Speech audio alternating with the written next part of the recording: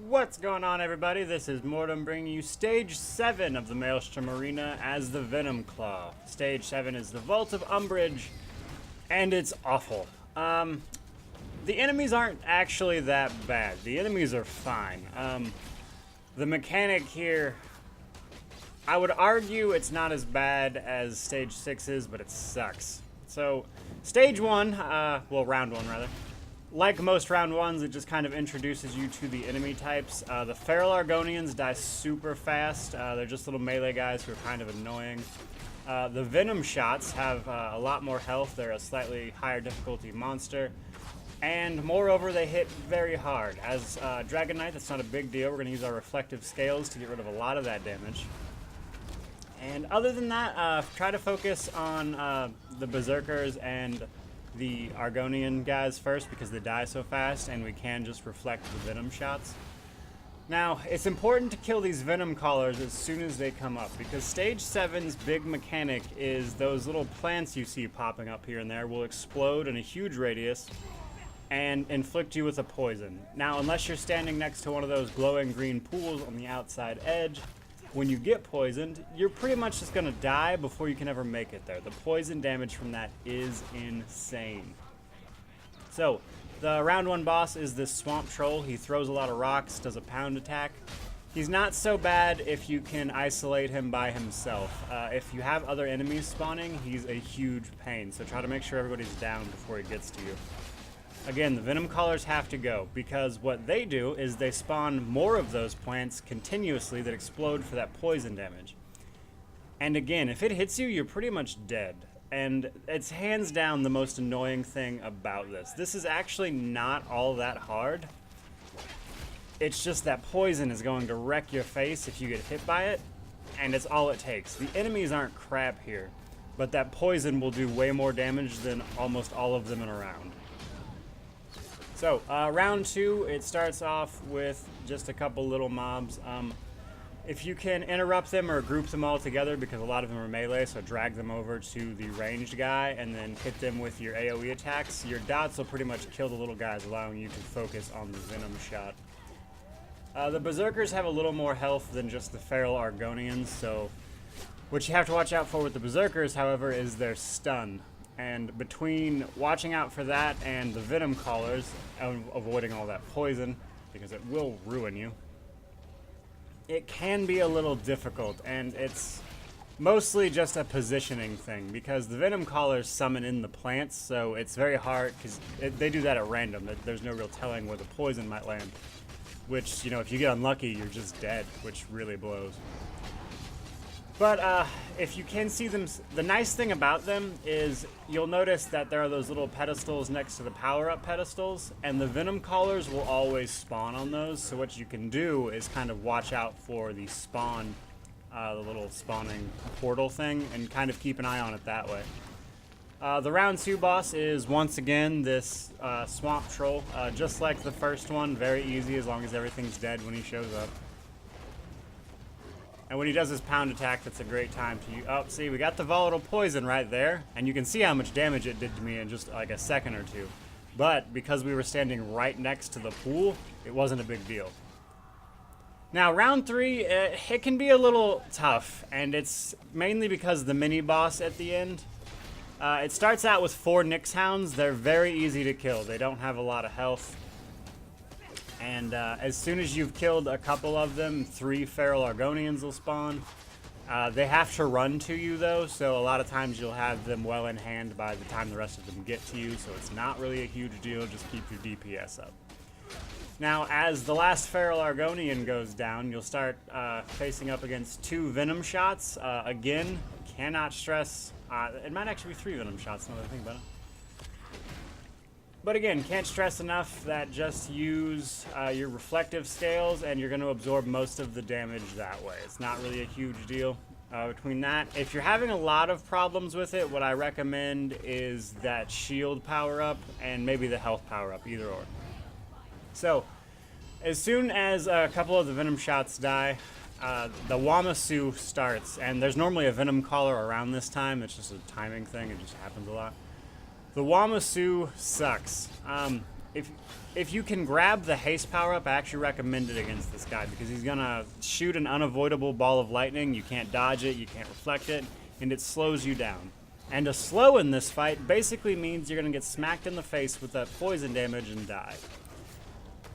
Other than that, the Wamasu's not bad. Oh, you can dodge it. I don't know why I thought. Normally, it hits you all the time. I had a lot of trouble with that one.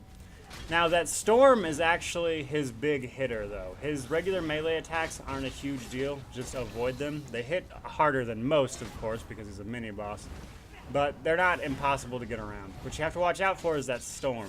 Because if those hit you, those will hit you for every bit of 22,000, and you're pretty much just dead.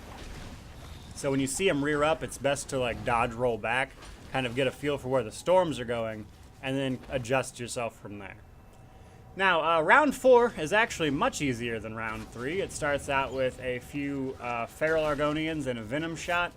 Again, try to group them all up and then use an ultimate if you need to. Flawless Dawnbreakers up all the time. And this round doesn't really require you to have an ultimate at any specific point. Now, once they start going down, it spawns a 2 Berserkers and a Venom shot. Again, the Berserkers will stun you, so they can be incredibly annoying, so I actually recommend killing them before the Venom shot, because we can reflect most of what the Venom shot does. You can't really come back from all that wasted stamina on getting out of their stun. So I like to prioritize it that way. So, after that, it's going to spawn 3 Venom shots, which is incredibly annoying, so I like to grab that shield power up right as they spawn, just to save myself some magicka, and, instead of having to cast reflective scales like 3 times. We actually got the poison right there, but because we had the shield perk, we were able to get to the little pool in time to cleanse the debuff. But as you can see, it does crazy damage. Without that shield, I would have been dead. And I almost died anyway, just because of the recovery time. I dropped my ultimate just to get my health back right there. I didn't really need it damage-wise, but I was going to die if I didn't get some of my health back, which is why I used it in that particular instance. Now, the mini-boss for round 4 is 2 trolls. Focus one of them down the best you can. If you can get one to stay at range, that's actually pretty helpful, because he'll just throw rocks here and there. When one is ground pounding, I suggest you switch to the other one.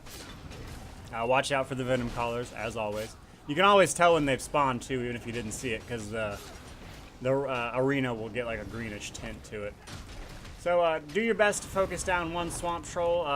When both of them are up, it can be a bit of a pain. Just try to dodge roll all of their little throwing rocks. But once you get one down, it's kind of whatever. The other one's not a big deal at all. By themselves, they're not a huge threat. I actually worry more about the Venom Callers than I do them. I actually dodge rolled out of it right there, but even if I had been hit by that poison, because I was right next to the pool, it's fine. It's when you get caught in the middle that it's not going to end well for you. So, we finish off the Swamp Troll here, and then it is on to the boss round. Now, the boss round in this one, it's a fun mechanic, I'm not gonna lie. I actually like the boss fight, it's just this entire arena in general kind of sucks. So, the boss is the Argonian Behemoth. He will hit you pretty hard. It's nothing crazy. You can if it was just him, you could totally go toe-to-toe with him all day. He doesn't hit hard enough to kill you with this build, in my opinion. I mean, personally, I know I could stand there and do that all day. It wouldn't be a big deal. Every once in a while, however, he's going to summon these minders. I don't know if that's a percentage thing, because I've seen him do it at different percentages, so I can't really pinpoint it. The thing you need to understand, though, is as soon as one of those minder dies, he gets an insane damage buff. To the point where if you kill a minder and he hits you with anything, it's going to crit you for like 25,000. Now, when you kill one minder, as you just saw there, the other one is going to put up a shield, and the Argonian Behemoth will start doing that scream thing. If you are not in that shield, you are dead. The damage ramps up very fast. It will hit you for like 60,000. There is 0 chance of you surviving that. So what you have to do is you have to leave one minder alive, stand in his shield. I recommend throwing 1 dot on the minder. That way his health gets whittled down. And ideally you want to position the minder that is alive next to the Argonian Behemoth, because we're a melee guy. And that way we can still hit the Behemoth while he's doing his scream. And as you can see, you always try to kill the one that's farthest away because we're a melee guy. That way we can get in the shield of the Minder that's right next to the behemoth and keep damaging him throughout his scream. As you can see, I put the dot on the Minder so he doesn't have a lot of health.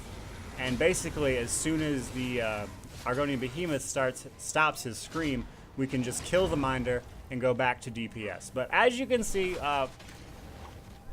quite a bit of damage on this build right here. I've actually started upgrading all of my gear to the appropriate pieces, the ones that I wanted, stuff like that. So that doesn't make this fight too hard. But there it is, guys. Stage 7, the Vault of Umbrage. I hope you enjoyed the video and the build if you're watching that so far. Check it out if nothing else. Thank you so much for watching. Have a great day.